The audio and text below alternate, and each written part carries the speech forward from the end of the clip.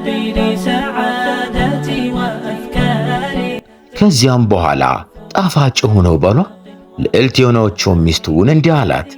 አንቺ የኔ ፍቅር የሕይወት ጨረቃ ልቤ ይከፋዋል ሳጣሽ ለደቂቃ። ሴቶች ብዙ ናቸው አንቺ ግን ልዩ ነሽ፣ ሕይወቴን አድሽ ካጠገቤ ሆነሽ ይላታል።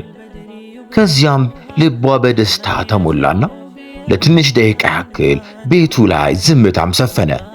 ቡናው ሲቀዳ የሚወጣው ቀንጬን የመቆርቆር ድምፅ እንዲሁም ማንኪያው ቡናውን ሲያማስል ከሲኒው ጋር እየተነካካ የሚያወጣውን ድምፅ አንድ ላይ በመሆን የቤቱን ቆንጅዬ ድባብ ያችበውም ተያይዟል።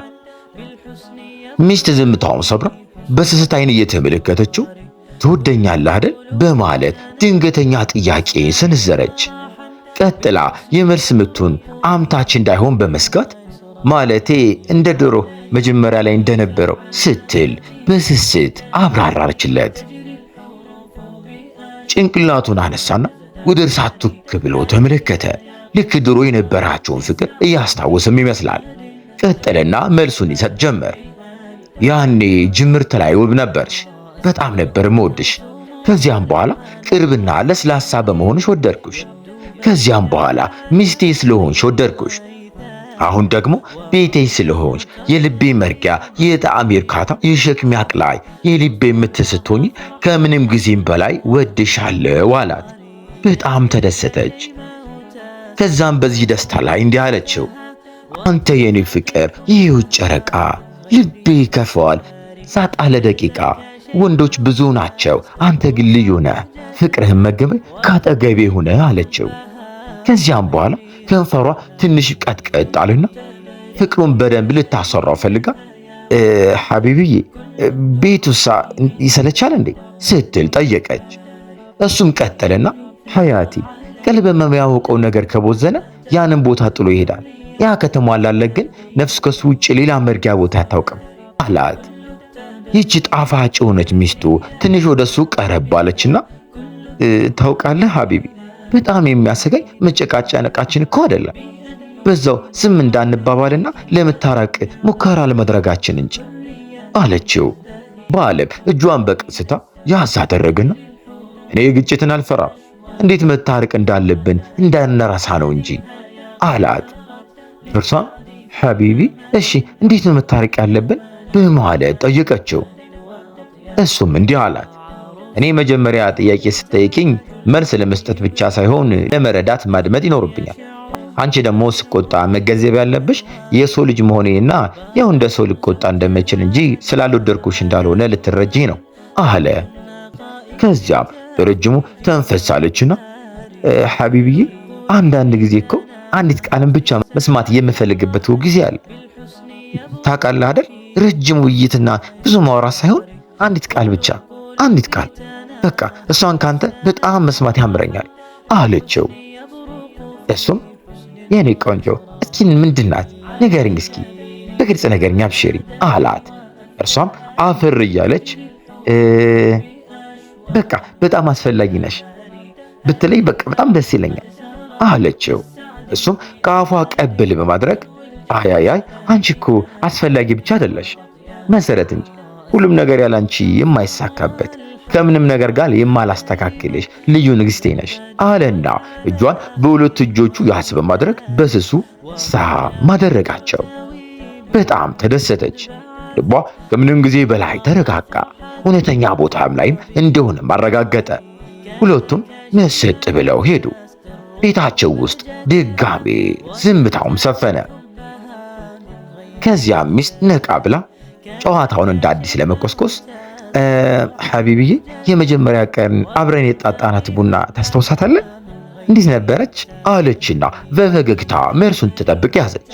እርሱም እንዴታ በሚገባ እንጂ የኔ ቆንጆ ልክ ስቀምሳት መራራ ነበረች አለ። እሷም ልክ እንደኛ ጭቅጭቅ ማለት ነው ሐቢቢ አለችው። እርሱም ከዛም በሂደት ልክ እንደኛው ትጣፍጥ ጀመረች በማለት መለሰ። አይ ሐቢቢ ፍቅርን በትረካ ሳይሆን ራሱን በተግባር መኖር መኝ ነበር። ጌታ አላሳፈረኝም አልሐምዱሊላህ አለች እጁ እርሷን አንስታ። ከዚያም ትንሽ ወደ እሷ ዘንበል አለና የኔ ቆንጆ ታውቂያለሽ ፍቅር ማለት ሁልጊዜ እጃችንን መያዛችን ብቻ ሳይሆን በደከመን ጊዜ እጃችን የቱ ጋር ማስቀመጥ እንዳለብን ማወቅም ጭምር ነው። እሺ የኔ ፍቅር አላት።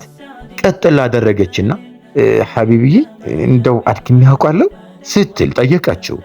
ባልም በጣም እንጂ ግን የደከምኩት ህይወቴን ላንቺ ያሰልፍኳቸው እነዛ አስጠሊታ ጊዜዎች ነበሩ። ከዚያም እጇን ደረቱ ላይ ጣል በማድረግ ሐቢቢ እዚህ ጋር ነው አይደል የምትደብቀኝ አለችው። እርሱም አዎ እዚህ ቦታ ላይ ነው የምሰጋልሽ የኔ ቆንጆ፣ እዚህ ቦታ ላይ ነው እኮ ባንቺ የምረጋብሽ ሐያትዬ፣ እዚህ ቦታ ላይ ነው እኮ ሁልጊዜ ስሜን ስትጠሪ ወደ ህፃንነት የምለወጠው አላት። ፈገግ አለችና ሐቢቢ እኔ ትረካ የሚመስል ፍቅር ሳይሆን ሶብር የሚመስል ፍቅር ነው የምፈልገው አለችው። እርሱም ቀጠለና ሐቢብቲ እኔም እኮ ሙሉ ሴት አይደለም የምፈልገው፣ ግን ያችኛዋን ሴት ሁሌም ከስብራት በኋላ ወደ እኔ የምትመለሰዋል አኩራፊ ያልሆነችውን ነው አላት። እርሷም እሺ እንደዛ ከሆነ ስቆጣ ብቻዬን አተውኝም አይደል አለችው። እርሱም እኔ ስሳሳት ብቻዬን አተውኝም አይደል ሐቢብትዬ አላት። ልስልስ ባለ ስሜት ሆና አብረን እንሳሳተለና ከዚያም በፍቅር እንተውብታለን በማለት ሞቅ አድርጋም ሳቀች። ከዛም እሱ በሕይወቴ ከሰማኋቸው ተውበቶች ሁላ ምርጥ ተውበት አለና ሳቋን ተከትሎ ይሳሳቁ ጀመር። ከዚያም ሐያቱ ዱዓ በሚመስል ድምፅ ሐቢቢ ቃል ግባልኝ ስናረጅ ፀጉራችን ሲነጣ እርምጃዎቻችን ሲሟዘዙ ያኔ ሁለታችንም በውለታይ እንድንተያይ አለችው።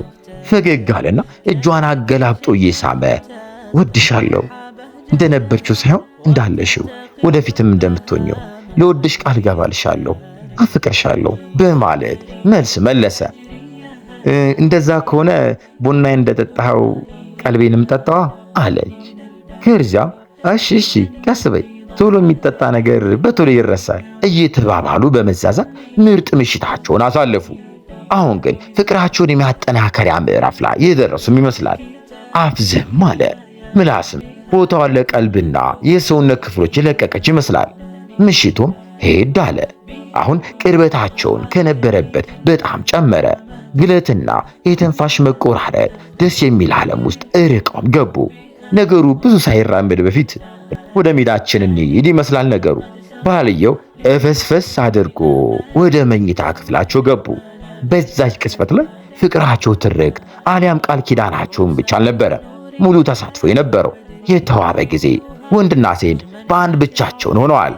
ሌሊቱን አብረው ለማሳለፍ ከመወሰናቸው በፊት አብረው ሊኖሩ የተመራረጡ ልዩ ጥንዶች ሕይወታቸው በዚህ መልኩ ቀለል አድርገው ይመሯት ይዘዋል።